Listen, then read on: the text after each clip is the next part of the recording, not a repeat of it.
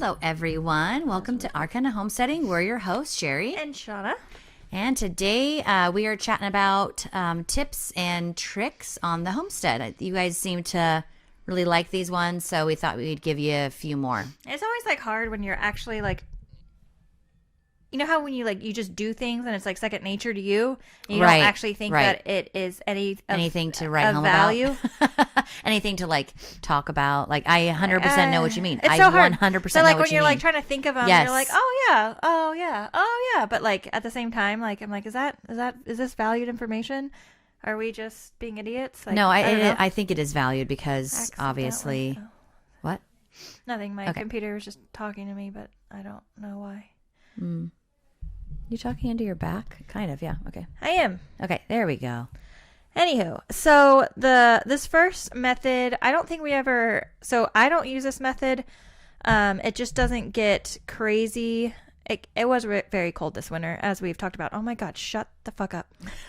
Can they hear that? I don't know. Can you guys hear that little dinging noise? My computer Let us know in the comments. My computer keeps like being all like bloom bloom and like saying something to me. I'm like, shut up. Okay. Your computer sounds much more eloquent than that. Bloop, bloop. Yeah, much more eloquent. It's like very nice tone. You're like bloop bloop. That's not what it sounds like at all. That's actually, how I perceive you, computer. It's like okay? your computer underwater after you kill it. Just be quiet though, like not you, the computer.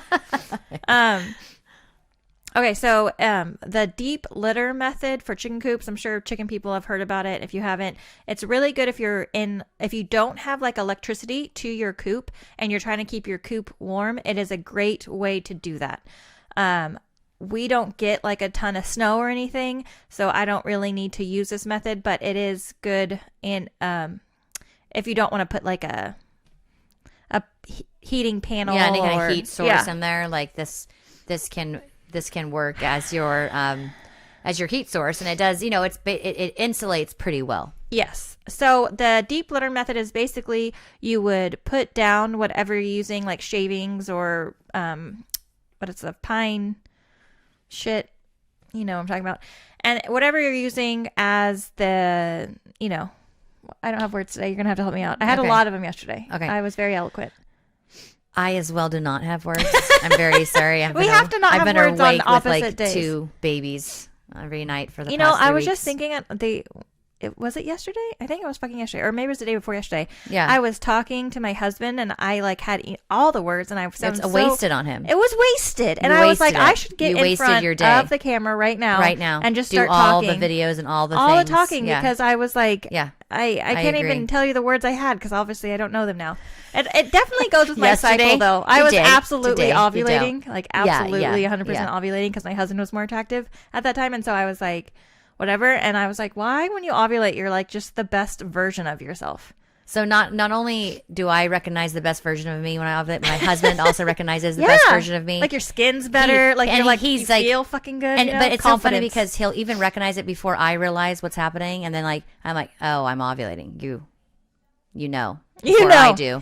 It's like so fucking funny to me. My computer knows. But your computer knows. It's like, am I annoying you? Am I annoying you?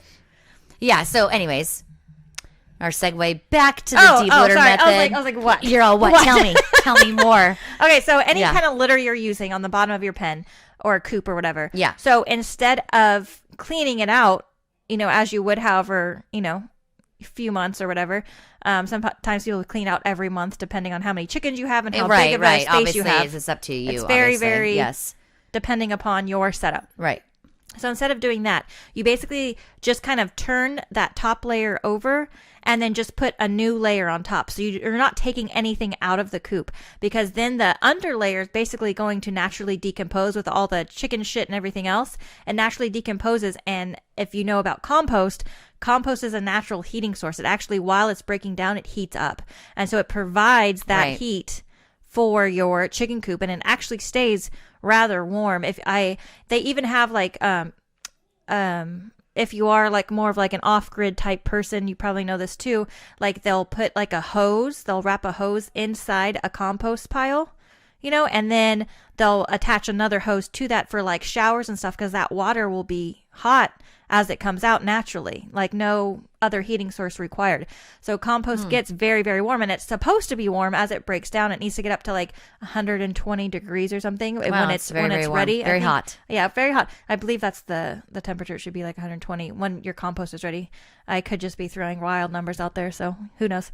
But anyways, it is very warm. Yeah. So it does work really well. So, and then you keep on just layering upon layering until when it starts warming up and you don't need it to be that hot in the coop anymore, then you would clean it all out and basically start over for the next year. So it is. Sounds like it would smell really bad.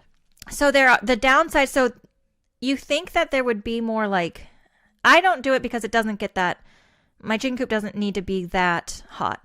Ditto for mine. I can't say I've ever done this, but I can't imagine ever doing it just because like, when I'm cleaning the chicken coop out, it already smells so bad. I'm like... Well, the ammonia smell, because it's going to give off more gases, because obviously there's more sitting there. It is pretty... Potent? Yes. And noxious, like.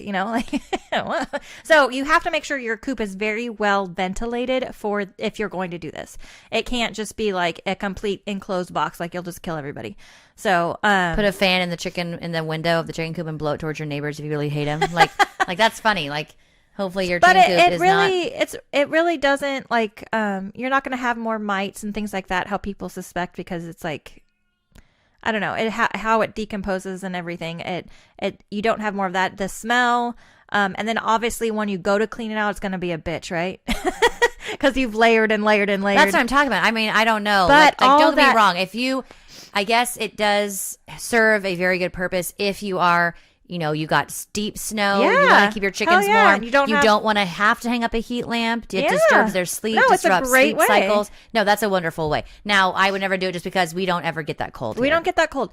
I just don't need to. It is, once you're cleaning it out too, all those bottom layers are perfect. It's already broken down compost for your garden. So like with the chicken poop, it can be very, it can burn your plants if you just put chicken poop straight from the coop to your garden. Well, you still have to wait because if you're getting everything out of it, there's still a top layer of chicken poop. That's true. Well, I guess you could do the top layer, scrape that, throw it in like your compost bin. In a cartoon, not in real life. Not in real life. You're never going to be able to scrape the top layer off. You could try. Yeah, right. You'd be out there. No. You could try. And then all the bottom stuff that is all like, and it should look like soil. It would look different, I suppose. Yeah. It's not going to look like soil. There's no dirt in there. It'll look more like soil because of the chicken crap and everything. Because it depends on what you were using for bedding, though. Yeah, if you're using like pine shavings. Like we use straw most of the time. Well, I use straw too. That's what I'm saying. So like it's not going to look like dirt. But the straw with the chicken coop, because the chicken poop is going to be like high nitrogen levels, and then the straw is going to combat that. It really makes, well, anything like any mulch you're using will work really well. But it does work very nicely together. Yeah, so that's cool. First tip: deep litter method for anybody that has cold fucking winters and you're like, your chickens are like shivering and you're like, we need to make them warmer. There you go. You're welcome. Go ahead. Okay. All right. So, oh no, I have no idea what that means. So you wrote these notes. Okay. Sorry. So it says soaker for pumpkins. Soaker for pumpkins. Okay, no idea.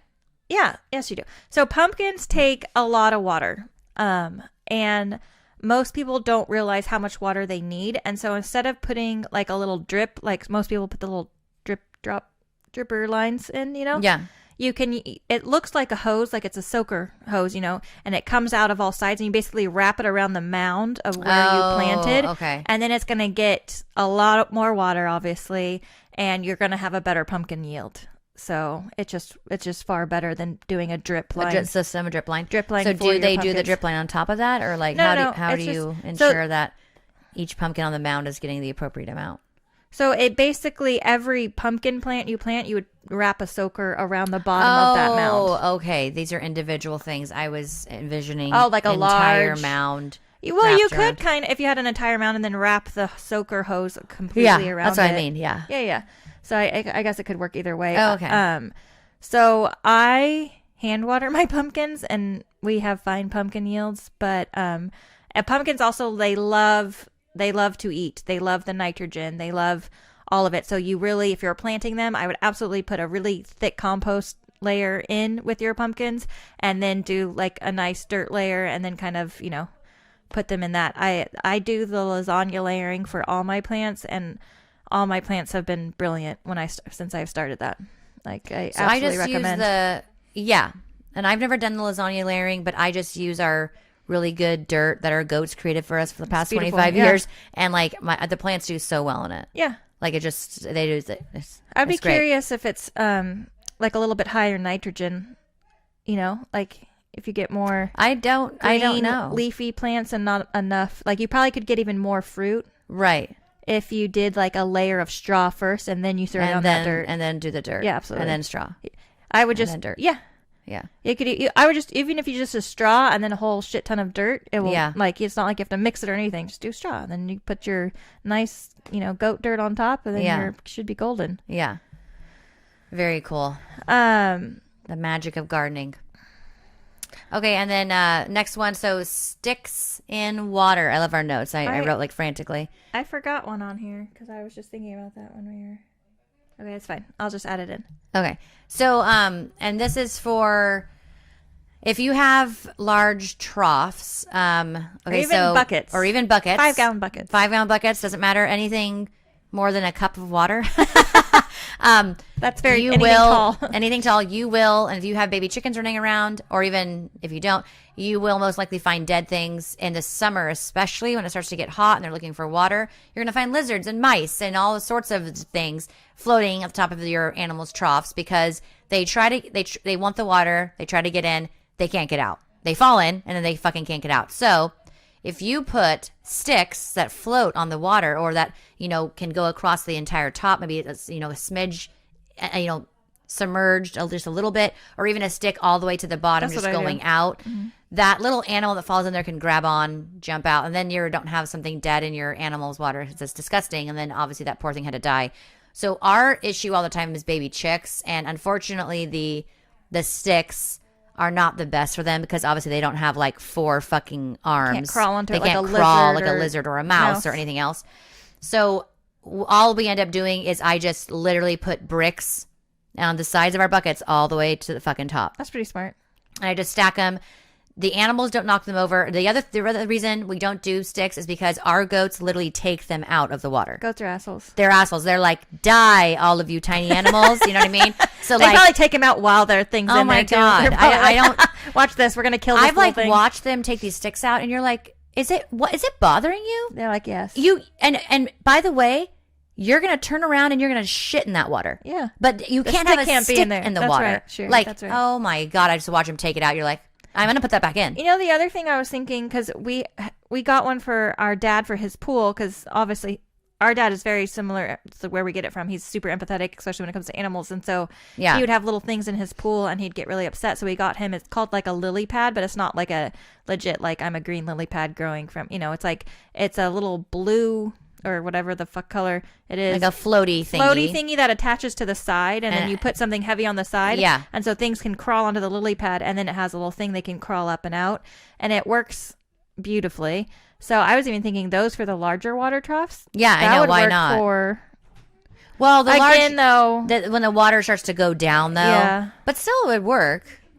It's bad, baby. When you put the bricks in, do you put them as like steps? So like, depending on the water level, they can just like crawl up or jump up or whatever.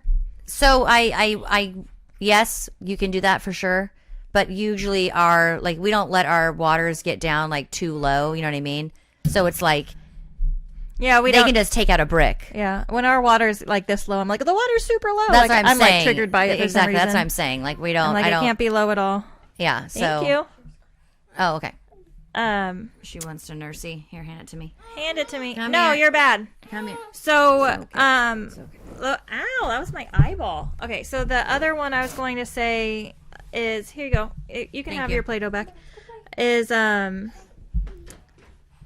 when you're planting tomatoes, when you go to plant your tomatoes and you make the hole for your little seedling or starter plant or whatever you have, if you put some crushed eggshells in that hole along with some coffee grounds, it will because tomatoes are very, very susceptible to blossom end rot. So that calcium from the eggshells you won't have to worry about that. And then the coffee grounds have a bunch of nitrogen and phosphorus and other things in it to basically help your plant do even better. And it's super easy, especially if you drink coffee and you're getting rid of coffee grounds. Like, you should be putting them in your compost. I just have been saving because I know, like, we start planting next month. I just have my husband save his coffee grounds on the side, and then any eggshells, instead of putting them into the compost, I keep them to the side because I know that I'm going to start doing that. Okay, I'm going to start doing that. You should have told me earlier. I give so many eggshells to my chickens. I just crush them up and give them right back to them, you know? Oh, I like rarely give eggshells to my chickens because I'm selfish and I want them all for my garden. No, I enjoy giving them to the chickens because I know, like, they love them and they get a lot of calcium from bugs, though. You're fine. Go free range. You know? Well, they do free range. Exactly. Yeah, you're fine. You don't need them. Like, but I'm going to start doing that, though. Do it. And, like, you really don't need, like, think of how small the holes are with your seedlings. Yeah, it's not like you need a crazy amount. Yeah, exactly. Just a little bit. Crush up the shells. Yeah. Mix it in with those coffee grounds. Put it at the bottom of the hole, and then put your seedling in, and it's going to do phenomenally better. Like, you won't have to. The blossom end rot's a bitch. Like, I had that happen one year. Yeah, it's easy to fix. Like, you just add calcium, but you've already lost tomatoes at this point. So exactly. This is just preemptively. You don't have to worry about it. You're adding calcium right into the soil, and if you have chickens or eggs. If you eat eggs and you have shells, why not do it?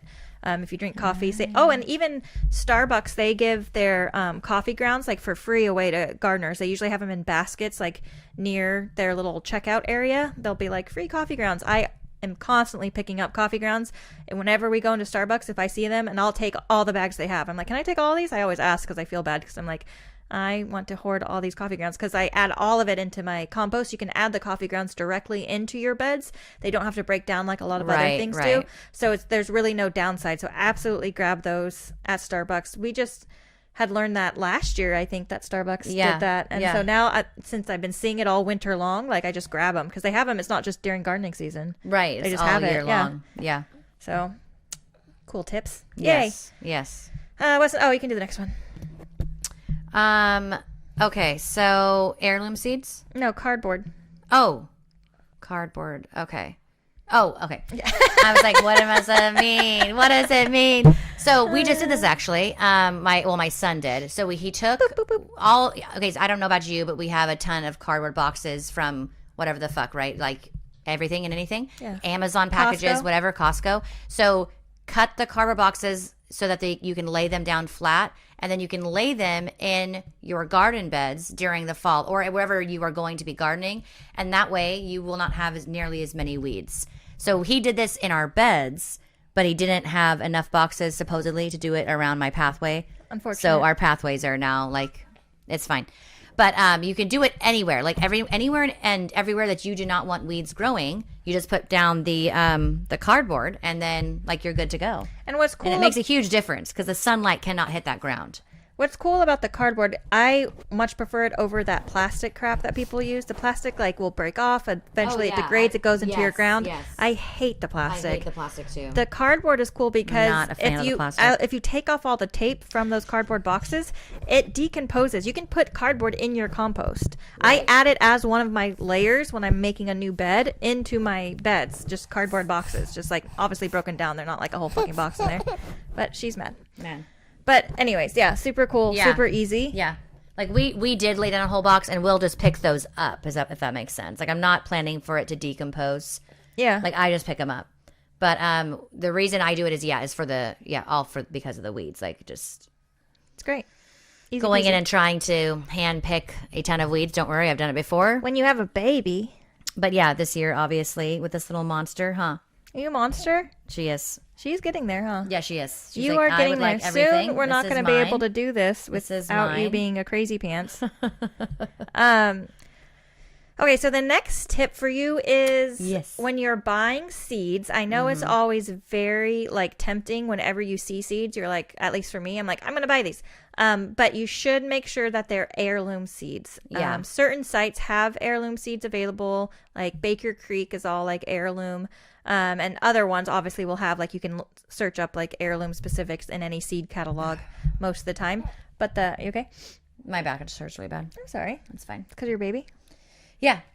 Yeah. It's yeah. 100% her fault. So everything your mom is feeling right now is your fault. She's like, yes. She's like, but I'm adorable, so I win. But why you want to get heirloom seeds is because you can save those seeds every year. Right. And they will... From the vegetables and fruits that you get. Seed saving is important. Grow, right? You just take seeds from those fruits and vegetables and you keep saving them.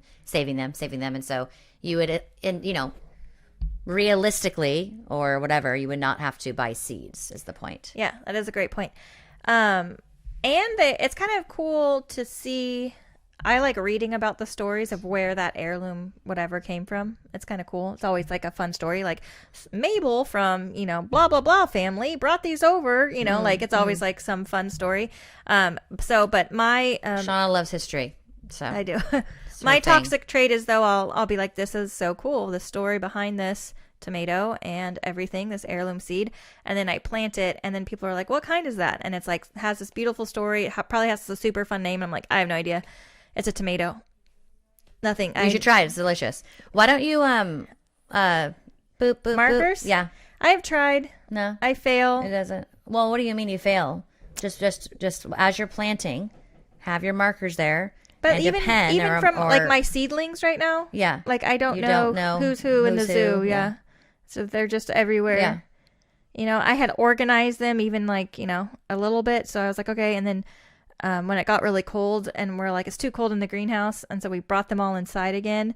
It's like, but my husband doesn't know I have anything going on order wise in my head. I didn't tell him. Did you have? Yeah, I had it. It was all up here. It was?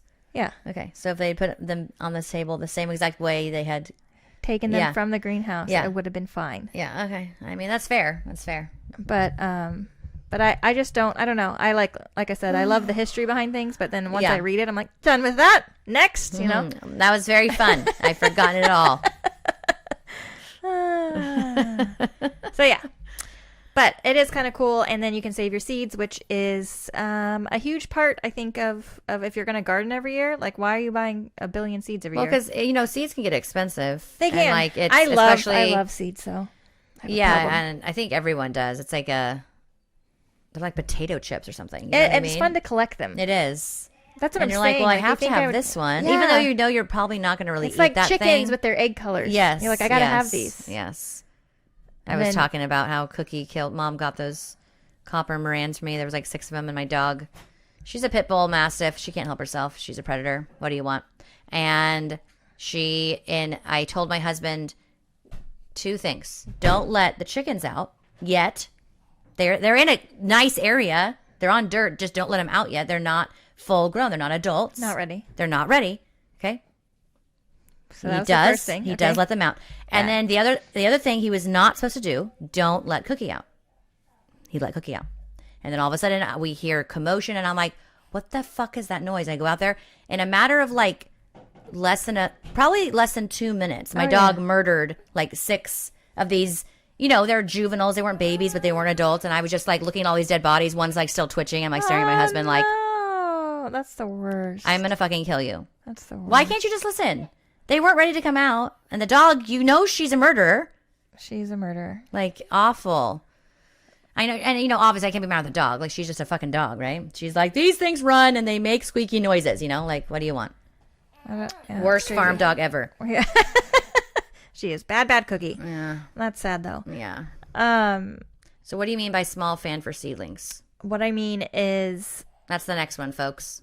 I wrote it, but I don't know what it means. A lot of people will like seedlings, and like a greenhouse you're speaking about, or even wherever you have your seedlings. Okay. Usually they're not going to be outside because you're protecting them from the elements at this point, right? Right, of course, yes. And so it helps if you just start off, even when you first see any sign of like, I'm growing. Yeah. Just to start a small fan, like oscillating near your seedlings because. Oh, and it helps them to become more hardy to the wind. Hardy. They'll have thicker stalks. Oh. They'll become hardier. They'll usually last longer. And then also there's a lot of things that can happen to your seedlings. And a lot of people have where you just have seedlings die. And you're like, oh, yeah. Like they grow fine and then they die. Right. And you're like, what the fuck? And most of the time it's basically the I think it's called damp rot or whatever. Basically, they're just damp for so long that they grow different kinds of things. It all depends on like what's in your dirt and stuff, but they can just die because they just were damp. And so it's not like you have to water them more or anything like that. It just basically helps to prevent them from staying that super damp. Because if there's a breeze, they're not going to stay. Hon, what is the problem here? What's the problem? Yeah, they're not going to stay that like super damp on top. Right, it's not going to cause dry out faster. So it is very beneficial if you really can put a small fan near your seedlings. I know, like my greenhouse, I don't have electricity to it. So like when they're inside though, that was easy, right? Now that they're outside in the greenhouse, I can just kind of open it and let the natural wind. Yeah, that's what I was going to say. I just opened my greenhouse windows. But sometimes you have to keep it closed. You know, it's too cold, and so having a fan, having that ability, getting a fan with fucking battery operated or whatever the fuck. Yeah, it's super super good to have on hand. Hi, Ben. So having fun. It's Legend's birthday today. Yeah, so we're trying to do this. 7 today. Yeah, I'm turning 27.